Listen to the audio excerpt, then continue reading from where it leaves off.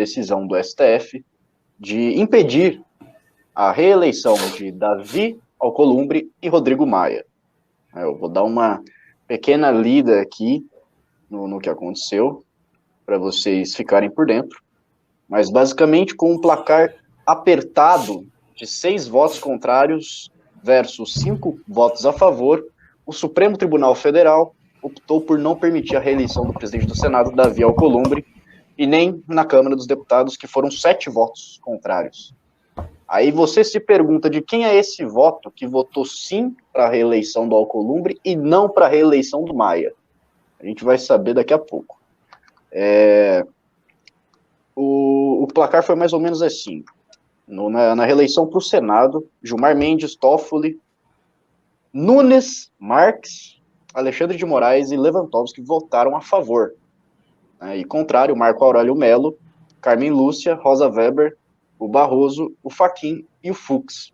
Ou seja, a única alteração que teve aí foi a de Nunes Marques, o ministro do STF, indicado pelo presidente Jair Bolsonaro, que recentemente, Alan e Ricardo, passou por uma sabatina, sabe onde? No Senado Federal. Sim. Ele passou por uma sabatina. Eu pensei que você fosse dizer alguma coisa surpreendente, que você fez uma pausa dramática, sabe onde? Eu pensei, será que ele... Bebi um cafezinho ainda. Tem uma sabatina em outro lugar. É muito curioso, né? E ainda tem mais um fator aí que a gente pode trazer aqui. É óbvio que eu não estou querendo sugerir nada, mas o tal do Léo Índio, ele ganhou um novo cargo no Senado. E adivinha na onde ele foi alocado? Onde ele está com esse cargo? Com o Davi Alcolumbre.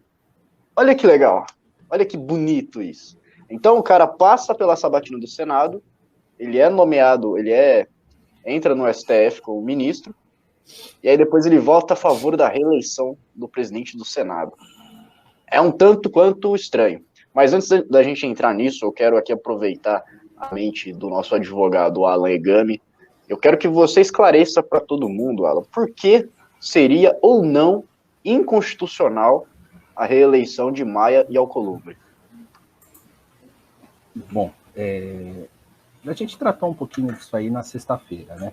Então, quem me ouviu na sexta vai ter um repetecozinho daquilo que a gente estava falando, agora com o resultado já proclamado, né? Então, havia essa expectativa. O que estava em jogo, né? Na realidade, a gente tem ali o Davi Alcolumbre e o Rodrigo Maia, que são os atuais presidentes de cada casa legislativa, e que havia uma expectativa, uma intenção de ambos, não o Rodrigo Maia declaradamente, mas a gente sabe que isso estava em jogo, para que obtivessem mais um mandato à frente como presidente do Congresso, da Câmara e do Senado. O que acontece? Tinha um empecilho aí que eles esqueceram de superar, que é basicamente a regra principal do jogo, que é a Constituição Federal. Só isso, né? Então, peraí, vamos ver aqui, vamos ver se dá para a gente negociar, para a gente ver se é possível. Continuar aqui por mais 2 anos. O mandato é de 2 anos, e a Constituição, no seu artigo 57, parágrafo 5º, menciona que é vedada a recondução para aqueles que já ocupam, né, a cadeira da presidência no mesmo mandato, ou no mesmo exercício, né, legislativo, que é o caso exatamente agora para o ano de 2021.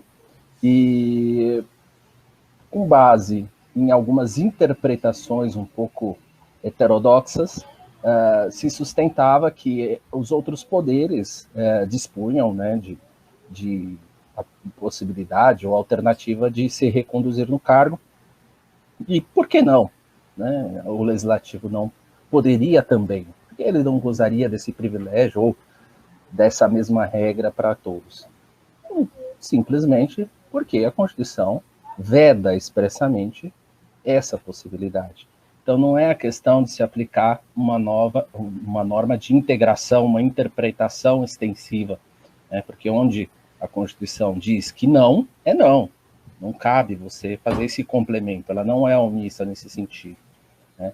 E o argumento utilizado pelos ministros que votaram a favor nessa discussão era no sentido de que se tratava de um assunto interna corporis, intramuros do Congresso, ou seja, que pertencia a questões de organização interna desses poderes. Então, eles poderiam bem dispor, desde que seus regulamentos não proibissem ou assim autorizassem. Só que essa interpretação simplesmente é ignorar o termo, o texto legal, que expressamente não há dúvidas, não deixa espaço, não é o que chama na interpretação jurídica, ali no primeiro ano, que é in claris cessatio interpretatio, né? Na clareza cessa a interpretação, né? Então, não tem mesmo realmente como você aplicar qualquer tipo de analogia ou interpretação extensiva, né? Ainda que houvesse uma conveniência política, ainda que exista até algum risco do ponto de vista político, não há motivos que você possa alegar de natureza política que justifique o mero descumprimento da Constituição Federal. Pela simples razão que é um documento que, às vezes, os juristas tratam como se fosse a própria concretização da estabilidade do poder, né, o controle, esquecendo que o poder, a qualquer momento, ele pode suplantar o próprio texto constitucional, né? Ele é uma questão de fato, ele não é uma questão de reconhecer ou não reconhecê-lo, né? Existe, na verdade, uma estabilização, um consenso social para que ela seja aplicada.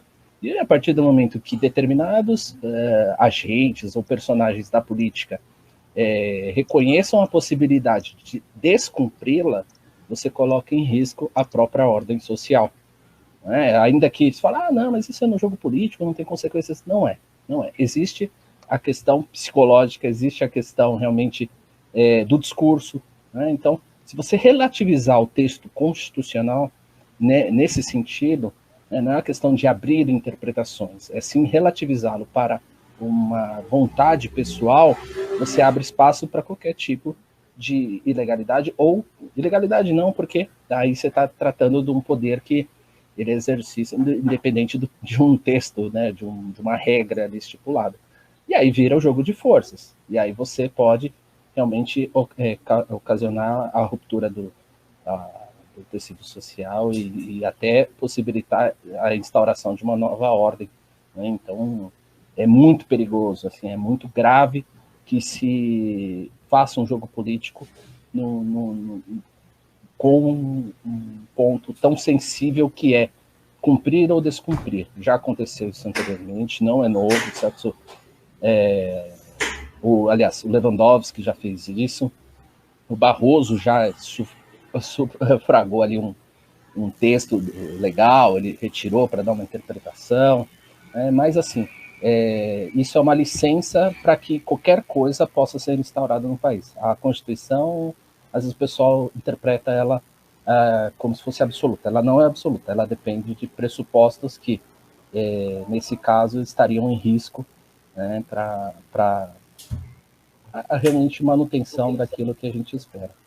Acho que esse é o panorama que a gente enfrentou, com o agravante de Cássio Nunes Marques, que, mas tem uma razoável que o Maia não pudesse ocupar esse espaço, só que é o seguinte, há muitas coincidências para ser uma coincidência, né, nesse caso. Então, você tem ali uma interpretação que disputa com a própria interesse, né, daquele que seria beneficiado, enquanto o outro você concede a oportunidade.